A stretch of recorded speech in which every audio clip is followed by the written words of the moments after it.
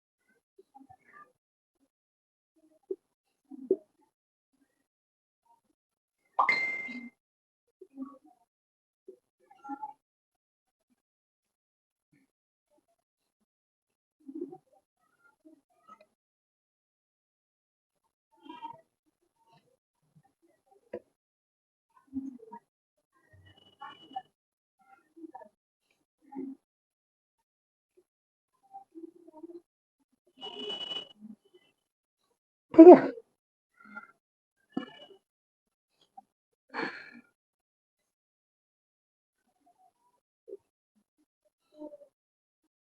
ये हमारा A1 हो गया, ये हमारा A2 हो गया, ये हमारा A3 हो गया, और ये B1 और ये B2,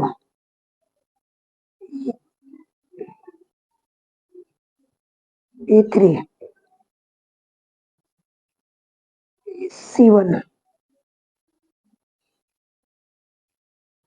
C2 और ये वाली हमारे हो गए C3। तो टोटल हमारे इसमें कितनी पिन हो गई? 1 2 3 4 5 6 7 8 9। तो इतना क्लियर हो गया। हमने एक लाइट लाइट ऐसी बना ली है।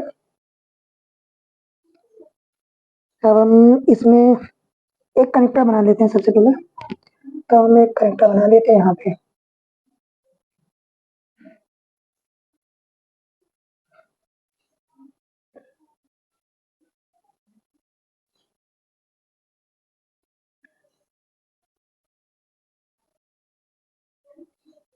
ये हमारा डिस्प्ले जैक हो गया, और चलिए जैसे जैसे जरूरत पड़ेगी वैसे वैसे बनाते जाएंगे। अब फिलहाल हम बना लेते हैं यहाँ पे एक मेन लाइन जो हमारी होती है बीपीएच की, जो आईसी को चाहिए।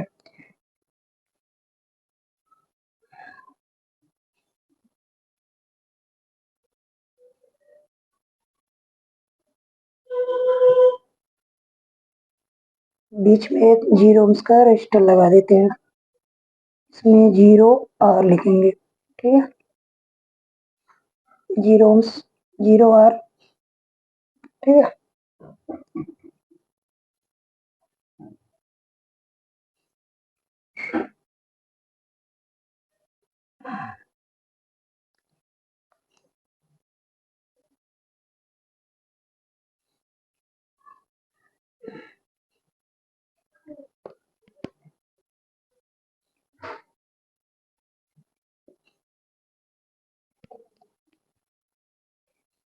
और ये लाइन को हम सीधा C2 में दे देंगे।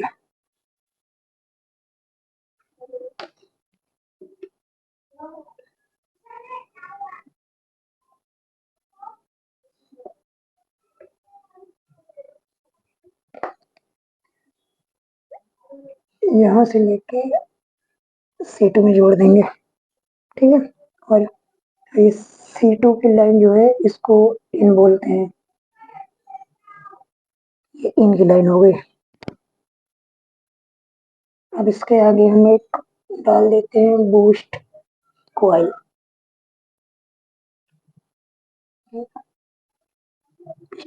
इसको हम पीएल के नाम से भी जानते हैं, तो हम पीएल लिख देते हैं।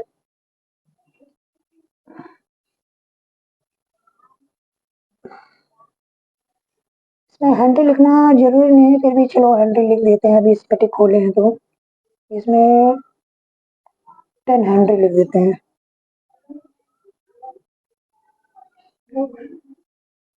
और इसका एक हिस्सा हम डाल देते हैं C3 पे। इसको हम स्विचिंग के नाम से जानते हैं और LX के नाम से भी जानते हैं, LX। इसके बीच में स्विचिंग होगा, कब होगा वो हम देखेंगे बाद में।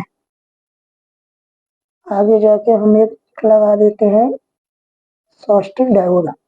सॉस्टिक का सिंबल अलग होता है और सिंपल डायोड का सिंबल अलग होता है। सॉस्टिक का डायोड सिंबल ऐसे होता है, ऐसे भी होता है और इधर से भी होता है। चलो अब हम सीधे जाके इस पे हमें 0 ohms का रजिस्टर लगा देते हैं। ये रजिस्टर का सिंबल है और ये कॉइल का सिंबल है, ठीक है। ये कॉइल का सिंबल ऐसा होता है और रजिस्टर का सिंबल ऐसा होता है। यहाँ पे हम डालेंगे 0 ohms का रजिस्टर, तो 0R लिख देंगे तो ये 0 ohms हो जाएगा। इतना क्लियर है। उसके पहले हम यहाँ पे लगा देते हैं एक कैपेसिटर। कैपेसिटर को C से जानते हैं, उसका एक हिस्सा ग्राउंड कर देंगे और ये रहेगा आपका 33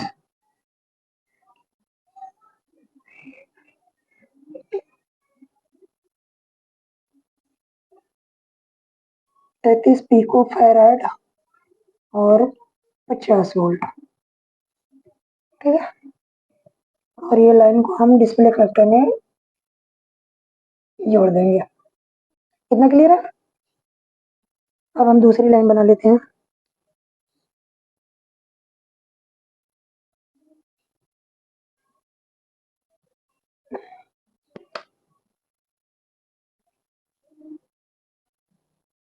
ये लाइन तो पता है, पहले भी हम पढ़ चुके हैं। इसको LCM भी बोलते हैं और LED भी बोलते हैं, ठीक है। तो हम इसको LED लिख देते हैं, LED, एनोड, एनोड की लाइन ये। अब हम कैथोड की लाइन बना लेते हैं डिस्प्ले से। तो हमारी दूसरी लाइन यहाँ से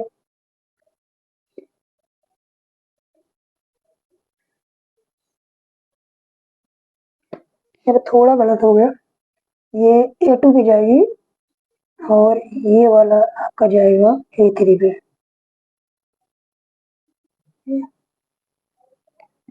और ये वाली लाइन हमारी जाएगी A1, जो A1 वाली है, ये हमारी आई सेट की लाइन है। आई सेट पे आपका एक रजिस्टर लगा होगा 42 के का, ठीक है। रजिस्टर का सिंबल बना देते हैं और इसका एक हिस्सा जो रहेगा पीछे वाला वो ग्राउंड हो जाएगा। इसको हम ग्राउंड करा देते हैं, ठीक है। और ये रजिस्टर आपका है 42 के का, 42 के, 42.2 के ऐसा नहीं है, 40 के 2 का भी चलता है इसमें।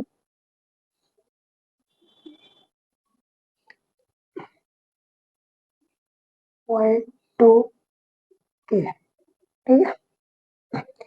हम बाद में देखेंगे इसके खराब होने से क्या होता है।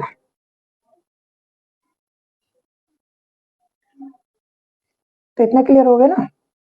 B2 में हम NC लिख देते हैं। इसमें NC भी रहता है और बहुत बार इसमें कैप्चा भी यूज किया रहता है, तो जबकि NC रहता है तो हम NC लिख देते हैं, NC। ऐसे, ठीक है ऐसे। और हमारा B1 की लाइन जो है वो PW की है, PWM। और हमारा B3 जो है वो ग्राउंड है, तो इसको हम GND लिख देंगे या G लिख देंगे तो भी समझ आए, GND, ठीक है। और हमारा C1 जो है वो EN है, अनेबल, आईसी के लिए। इसमें दो EN है, तो एक आईसी के लिए EN है और एक डिस्प्ले के बूस्ट के लिए EN है।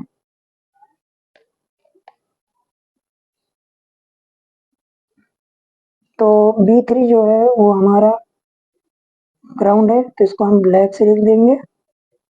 और C1 जो हमारा निकला है, हमारा डायरेक्ट CPU में गया है, फिर भी हम एक बार चेक कर लेंगे गया कहाँ है।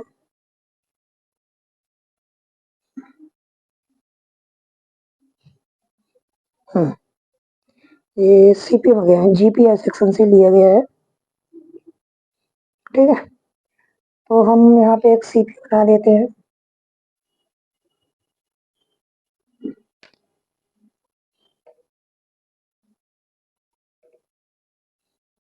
ये हमारा हो गया CPU, CPU इसी के एक सेक्शन से लिया गया है, जिसको बोलते हैं GPIO सेक्शन। तो यहाँ से लिया गया है, डायरेक्ट हम दे देते हैं। आप बाद में देख सकते हैं उसमें बीच में रजिस्टर लगी है कि नहीं लगी, बहुत बार लगी होती है, बहुत बार नहीं लगी होती है। हम इसको डायरेक्ट दे देते हैं यहाँ से।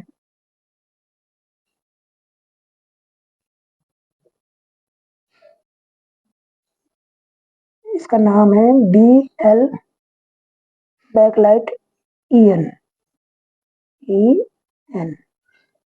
और इसमें 1.8 आएगा, 1.8 वोल्ट आता है सीपीयू से आएगा आईसी के लिए। तो अब हमारी दो लाइन बची हैं, B2 और B1। B2 तो NC है, तो इसमें NC लिख दिए है। B1 जो है वो हमारी है PW की, तो ये कहाँ जाएगी, डिस्प्ले करेक्टर में। तो हम फिर भी एक बार चेक कर लेंगे ये कहाँ से निकली है। हाँ, डिस्प्ले कनेक्टर से आई है, LCM PWM। तो हम यहाँ से एक लाइन ले लेंगे,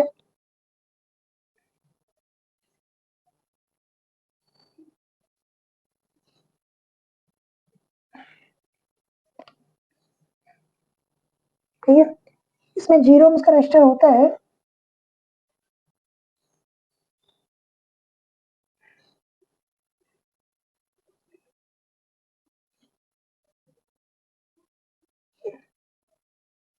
बीच में 0 ohms का रजिस्टर लगा दिया है। और बहुत बार नहीं होता है, डायरेक्ट दे देते हैं।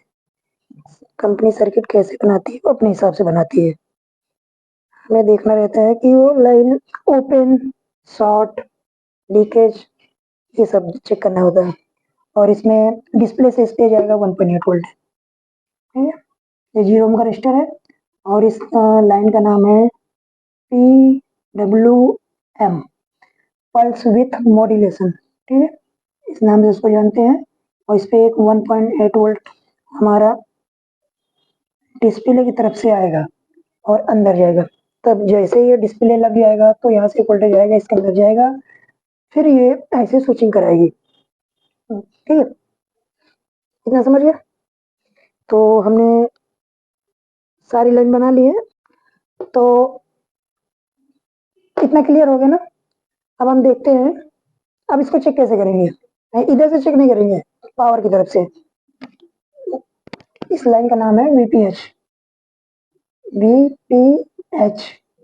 इसमें वोल्टेज कितना आता है पता है ना, 3.7 टू 4.2, 4.2 वोल्ट।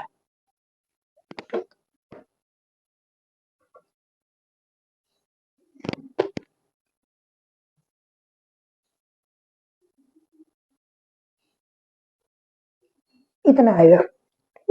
मैकेनिक क्या करते हैं, इधर से स्टार्ट करते हैं चेक करना, जबकि ये गलत है, इधर से नहीं स्टार्ट करते हैं, इधर से करते हैं, आसानी रहते हैं। हम चेक करेंगे कि सर्किट में क्या दिक्कत है, ठीक है। तो हम पहले कूल टेस्टिंग की बात करते हैं। कूल टेस्टिंग में मैंने आपको पहली वाली वीडियो में बताया था, लमसम सब में GR सेम ही होता है, मतलब 50-100 का अंतर होता है, उससे ज़्यादा का नहीं होता। अपने को चेक करना होता है लाइन ओपन और लाइन शॉर्ट और लाइन लीकेज, बस। अगर ये सब सही है तो फिर हम आईसी की तरफ बढ़ते हैं। तो हम सबसे पहले जीआर की बात कर लें, तो जीआर वही रहेगी। जीआर हमारी 150 टू 500 लमसम। ठीक। अब अब इसमें देखने वाली बात ये है कि जब 6 लाख के आईसी हम पढ़े थे तो उसमें क्या हो रहा था, एलडीके के में क्या हो रहा था, 10 ओम्स की जीआर आ रही थी, पर यहाँ ऐसा नहीं है। यहाँ पे जीआर बराबर आना चाहिए। ठीक है, तो एलडीके 1 की जीआर भी सेम रखेंगे। एक नॉर्मल रख लेते हैं। ठीक है, किसी में थोड़ा ज्यादा होता है, किसी में थोड़ा कम रहता है। हम इसमें लिख देते हैं 300 और इसका भी 300।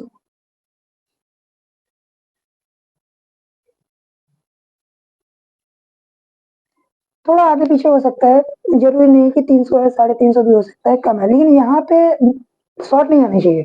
शॉर्ट आएगा तो मतलब लाइन ऐसे शॉर्ट है, क्योंकि डिस्प्ले तो लगी नहीं है, बीच में या तो रेस्ट दिया है तो कैप्चर शॉर्ट है। ठीक है, और पीडब्ल्यू की तो पता ही है, इसमें भी जीआर आनी चाहिए 350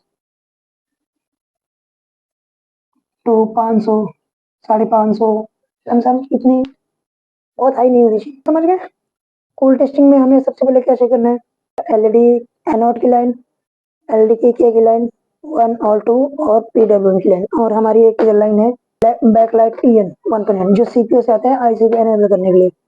और कूल टेस्टिंग में हमें ये चेक करना होता है, जब 42 की रजिस्टर लगी है, इसका एक हिस्सा ग्राउंड ओपन तो नहीं है, तो हमें ये भी चेक करना रहता है। अब हॉट टेस्टिंग में कैसे चेक करेंगे, हॉट टेस्टिंग में मान लो आपके पास एक फोन आया, जैसे जिसमें 9 वोल्ट की ऐसी यूज हुई है, तो हॉट टेस्टिंग में कैसे चेक करेंगे। कूल टेस्टिंग में तो हम लोग चेक कर लिया, कूल टेस्टिंग में इतना खास रहता नहीं है। ओपन शॉर्ट मैं बता दिया पहले भी, ओपन शॉर्ट लीकेज बस ये देखना होता है। एक हो गई कूल टेस्टिंग। ठीक है, तो ये भी देखना, इसका भी ग्राउंड देखना रहता है। बहुत बार होता है कि ये कैप्चर का ग्राउंड निकल जाता है, तो भी लाइट की समस्या आती है। तो इसको हॉट टेस्टिंग में कैसे चेक करेंगे, तो अब हॉट हॉट टेस्टिंग में जैसे चेक करेंगे, इसको यूपीएस यहाँ पे यूपीएस चेक किया, एक तरफ वोल्ट आ रहा है और एक तरफ वोल्ट नहीं आ रहा है, तो ये जीरो ओम्स की रजिस्टर खराब है, तो इसको शॉर्ट भी कर सकते हैं और इस पे जीरो ओम की रजिस्टर लगा भी सकते हैं। ये एक प्रोटेक्शन का काम करती है, जैसे कहीं इधर शॉर्टिंग हुआ, आईसी प्रोटेक्शन के लिए कि आईसी बची रहे, एक फ्यूज जुड़ जाए, एक फ्यूज का काम करती है। तो अब देखें, अगर ये रजिस्टर सही है तो वोल्टेज आया, वोल्टेज अंदर गया, तो अंदर कैसे चेक करेंगे, अंदर चेक करने के लिए आपको आईसी उठानी पड़ेगी। ठीक है, नहीं तो अगर अंदर सही है तो यहाँ चेक करो, फिर यहाँ चेक करो, अगर वोल्टेज यहाँ आ रहा है तो डायरेक्ट वोल्टेज यहाँ चेक कर लो, अगर यहाँ डायरेक्ट वोल्टेज आ रहा है तो मतलब ये लाइन सही है कहीं ना कहीं। अगर बहुत बार क्या होता है कि यहाँ वोल्टेज तो आते रहते हैं, ठीक है, लेकिन फिर भी ये बूस्ट नहीं करता है, तो हम पहले यही लाइन पकड़ के चलते हैं। तो तो बहुत बार क्या होता है कि हम यहाँ पे जीआर लिए सही है, यहाँ पे लिए जीआर सही है, लेकिन हम कंफ्यूज हो जाते हैं कि हो इसकी लाइन इससे कनेक्ट है कि नहीं। अगर इसकी लाइन इससे कनेक्ट नहीं होगी तो ये बूस्ट नहीं, मतलब स्विचिंग नहीं कराएगी, ऐसे स्विचिंग नहीं करेगा तो यहाँ पे बूस्ट वोल्टेज नहीं बनेगा। ठीक है, तो हमने ये लाइन चेक कर ली, पीडब्ल्यू की लाइन चेक कर ली, आपने ईएन चेक कर लिया, आपने कॉइल चेंज कर दिया, आपने डायोड चेंज कर दिया, आपकी ये दोनों लाइन भी सही है, आपने ये रजिस्टर भी चेक करके देख लिया और चेंज भी कर दिया, फिर भी लाइट नहीं आ रही है, तो आपको आईसी बाहर निकालनी है और आईसी की एक एक पैड की जीआर लेनी है। ये अब ये बोर्ड में कैसे लगी हुई, तो इसमें ठीक है ऐसा होगा, देखो सब बड़ा बना देते हैं, इसको बोर्ड में कैसे गिनेंगे,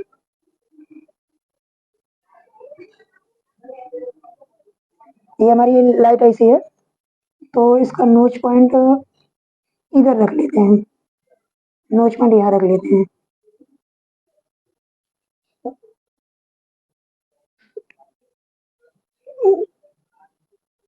ये नोच पॉइंट हो गया, ऊपर से रखते हैं, अंदर तो बॉल बनाएंगे कि बॉल वाली ऐसी है ना, तो बॉल बनाना पड़ेगा।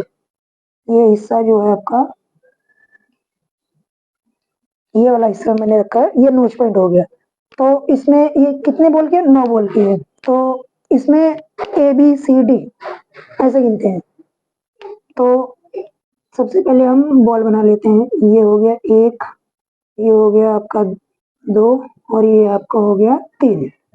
वैसे ये हो गया 4, और ये हो गया आपका 5, ये आपका हो गया 6, ये हो गया आपका 7, और ये हो गया 8, और ये 9।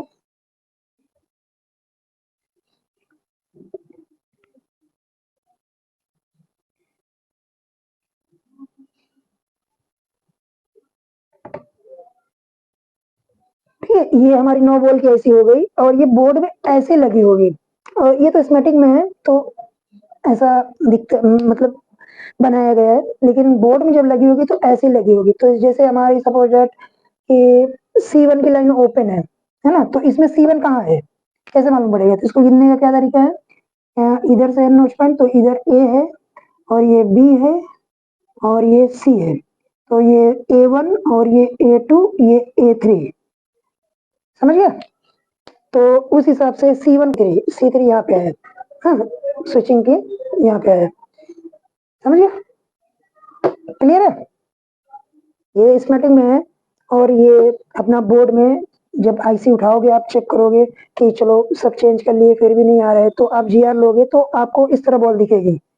अब जब आईसी निकालोगे तो इसका नोच पॉइंट जिस तरफ रहेगा उस साइड से लेफ्ट में रखना है। जैसे कि अगर ये किसी भी बोर्ड में 9 वोल्ट की आईसी लगी है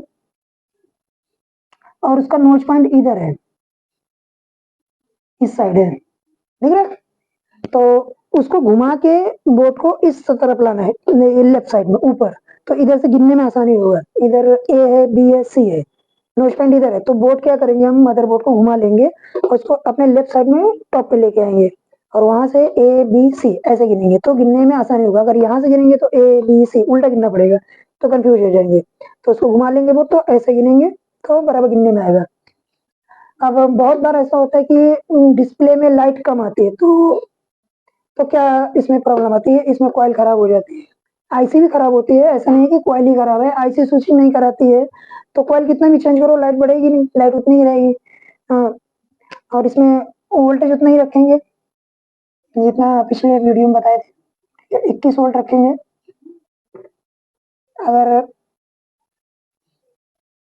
21 वोल्ट रखते हैं, ठीक है, 21 वोल्ट में मिलेगा, इससे कम मिल गया, 15 मिल रहा है, 14 मिल रहा है, 13 मिल रहा है, तो डिस्प्ले में लाइट तो आएगी लेकिन कम आएगी। तो हो सकता है कॉइल खराब हो सकता है कि आपकी आईसी स्विचिंग ना करा रही हो। ठीक है, इतना क्लियर है?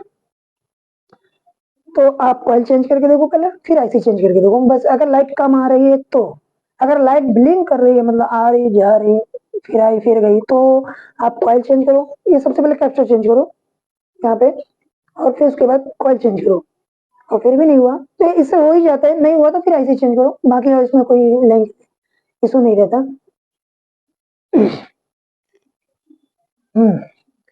अब हमारी पीडब्ल्यू की बात कर लेते हैं। इसमें पिछली वीडियो में मैंने बताया था पीडब्ल्यू का क्या काम है। WM पल्स विड्थ मॉड्यूलेशन, इसमें 1.8 वोल्ट आता है। अगर डिस्प्ले से नहीं वोल्ट आ रहे हैं तो इसको आप अलग से दे दो।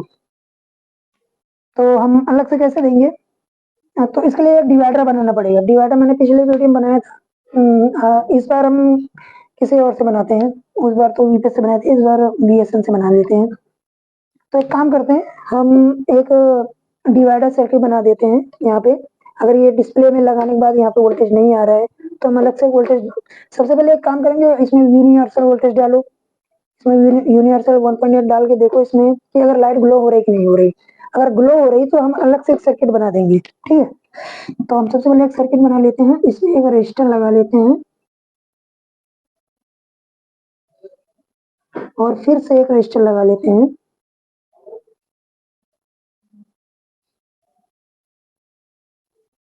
और उसका नीचे वाला हिस्सा जो है R2 उसको इसका एक हिस्सा ग्राउंड कर देंगे और ऊपर वाले हिस्से को इस पे वोल्टेज इन करेंगे और बीच में जो वोल्टेज निकलेगा, बीच का वोल्टेज जो निकलेगा वो 1.8 1.8 भी हो, 2 वोल्ट भी रहता है तो चल जाता है, ऐसा कोई वो नहीं है। तो हम 0.18 रखते हैं, 0.8 वोल्ट ही रखते हैं, ठीक है। तो और ये लाइन को हम इसमें जोड़ देंगे ऐसे। तो अब इसमें वोल्टेज देंगे कहाँ से, मेन मुद्दा ये है। तो इसमें वोल्टेज देंगे हम अपना ग्राफिक्स आईसी के बीएसपी और बीएसएन जो निकलते हैं ना, 5 वोल्ट प्लस 5 वोल्ट माइनस, तो हम 5 वोल्ट प्लस से लेंगे। उसे उसे उसे क्यों ले रहे हैं वो हम बताते हैं बाद में, ठीक है। सबसे पहले तो हम इधर एक 5 वोल्ट की लाइन बना लेते हैं, इसका नाम है 5 वोल्ट VSP और यहाँ हमने वोल्टेज दे दिया 5 वोल्ट, ठीक है, VSP। जब ग्राफिक्स आईसी पढ़ेंगे तो हम उसमें देखेंगे कि 5 वोल्ट VSP VSN क्या है, तो यहाँ से हम 5 वोल्ट लेंगे और इसमें देंगे। तो अब यहाँ वोल्टेज जब इसमें जाएगा तो यहाँ से डिवाइड होके मैं रजिस्टर का नाम दे देता हूँ। पहला रजिस्टर जो है आपका वो आपका है R1 और दूसरा आपका रजिस्टर है R2। इन दोनों की वैल्यू क्या होगी, हम R1 पे रख लेंगे आपका 10 के और R2 पे रख देंगे हम आपका 5 के। तो जो वोल्टेज डिवाइड हो जाएगा वो वोल्टेज यहाँ मिल जाएगा, वोल्टेज यहाँ दे देंगे तो हमारा काम हो जाएगा। VSP देने का फायदा ये है कि जब हमारी ग्राफिक्स चली जाएगी तो ये वोल्टेज बनाना बंद कर देगी आईसी, तो यहाँ पे वोल्टेज कट हो जाएगा। जैसे वोल्टेज कट हो जाएगा तो आईसी बूस्ट करना बंद कर देगी, तो हमारे यहाँ वोल्टेज मिलना बंद हो जाएगा। तो हमारा क्या होगा, जो बैक लाइट में लाइट जलती है ना, जैसे ग्राफिक्स चली गई तो फिर ब्लू ब्लू दिखता है, वो दिखना बंद हो जाएगा। क्लियर है। अब हम ये लाइन की बात कर लेते हैं। अगर सीपीयू से यहाँ पे 1.8 वोल्ट नहीं आ रहा है आईसी को, तो भी आईसी काम नहीं करेगी क्योंकि आईसी ऑन ही नहीं हो रही, तो बूस्ट क्या करेगी। अगर ये सीपीयू से 1.8 वोल्ट नहीं आ रहा है तो यहाँ पे हम एक काम करेंगे, यहाँ डायरेक्ट ही हम 1.8 वोल्ट सीधा कहीं से भी एक 1.8 वोल्ट दे देंगे।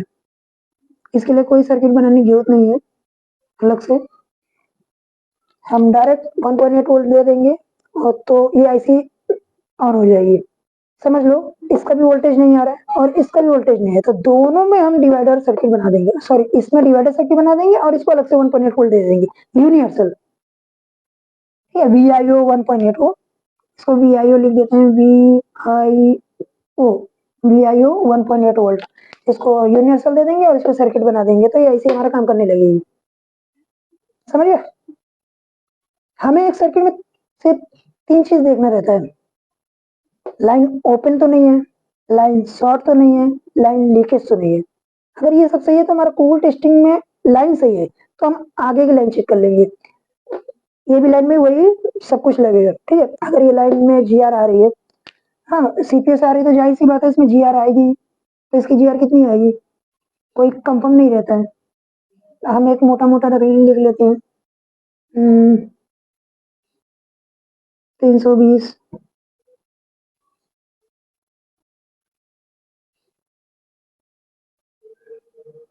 तो 350 एक GR है। अगर यहाँ पे GR समझ लो आपकी 80-90 आ रही है या 40 आ रही है, तो लाइन लीकेज है। लाइन लीकेज में क्या होगा कि हो सकता है सीपीएस को ये न दे, तो क्या करेंगे, ये लाइन को यहीं से कट कर देंगे और इस पे अलग से वोल्टेज दे देंगे। अगर सीपीएस शॉर्ट है तो सीपीयू उठाने की जरूरत नहीं पड़ेगी सब में। अगर ये सीपीएस लाइन बैठ गई है, शॉर्ट हो गई है, सीपीयू बैठ गया है, तो हम सीपीयू की लाइन कट कर देंगे और अलग से एक वोल्टेज दे देंगे इसको, इसके सीपीयू उठाने की जरूरत नहीं है। ये क्लियर है। ये लाइन शॉर्ट हो जाए तो सीपीयू उठाने की जरूरत नहीं है। ठीक है, हम इसके अंदर से एक लाइन, इसके अंदर से इसको पैक कर देंगे, ये C1 है ना, तो C1 को हम पैक कर देंगे और एक जंपर लेके लाइन निकाल लेंगे, उस पर एक 1.8 वोल्टेज दे देंगे, उसके सीपी उठाने की जरूरत नहीं पड़ेगी। क्लियर है? हाँ, अब इससे बहुत बार ऐसा होता है कि हम चेक किए कॉइल खराब है, तो हमने कॉइल चेंज किया और जैसे डिस्प्ले लगाया वैसे कॉइल उड़ गई, या तो रजिस्टर उड़ गए, कॉइल उड़ गई, आईसी जल गई। तो हम क्या करेंगे, सबसे पहले नई आईसी लगाएंगे और कॉइल लगाएंगे, जितने पार्ट्स उड़ गए हैं सब लगा के और डिस्प्ले लगा के चेक करेंगे, या तो डिस्प्ले पलटा के चेक कर लेंगे कि डिस्प्ले तो शॉर्ट नहीं है। अगर डिस्प्ले शॉर्ट है तो डिस्प्ले चेंज करेंगे, लेकिन नहीं तो जितनी बार डिस्प्ले लगाओगे आपका ये बार बार उड़ते रहेगा। तो उस कंडीशन में आपको डिस्प्ले लगा के चेक करना है कि बार बार क्यों उड़ रहा है, ये गर्म क्यों हो रहा है। अगर इसकी हैंड्री कम हो गई है तो ये आप कॉइल निकाल के लगाओगे तो गर्म करेगा, आईसी गर्म होगी, कॉइल गर्म होगा, तो इसकी हैंड्री कम होने से ये समस्या आती है। तो क्लियर है इतना? अब आगे हम पढ़ेंगे ये 9 वोल्ट के, फिर हम पढ़ेंगे इसका 12 वोल्ट की, फिर 24 वोल्ट की पढ़ेंगे। अभी टीएफटी चल रहा है, तो फिर इस टीएफटी के बाद हम सुपर एमोल्ड पढ़ेंगे। मोल्ड में उसमें किस तरह काम करती है वो आईसी, तो हम उसको बाद में पढ़ेंगे। पहले हम बॉल वाली आईसी पढ़ ले, इसके बाद ग्राफिक्स पढ़ेंगे, फिर चार्जिंग पढ़ेंगे, फिर नेटवर्क पढ़ेंगे, फिर डेट पढ़ेंगे।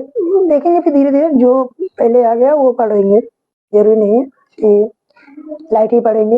हो सकता है फिर ग्राफिक्स ही पढ़ लें बीच में एक, है ना, ताकि आप ये भी समझ सको। जो भी नए लड़के हैं जो नए सीख रहे हैं उनको अभी पता नहीं होगा 5 वोल्ट वीएसपी पे कहाँ पे मिलता है, तो एक ग्राफिक्स भी पढ़ा दूंगा तो उससे अंदाजा मिल जाएगा कि डिवाइडर सर्किट बनाना कैसे है। ऐसी सर्किट आप 6 लेग में ही बनाओ, कहीं भी बनाओ, अगर आपको पेड़ और लूम की लाइन पे देना है तो ठीक है। आज के लिए इतना है, आप देखो, चेक करो, और अगली वीडियो में हम 12 वोल्ट वाली पढ़ेंगे, देखेंगे उसमें कैसा काम करती है। तो आज के लिए इतना ही, ठीक है, चलिए।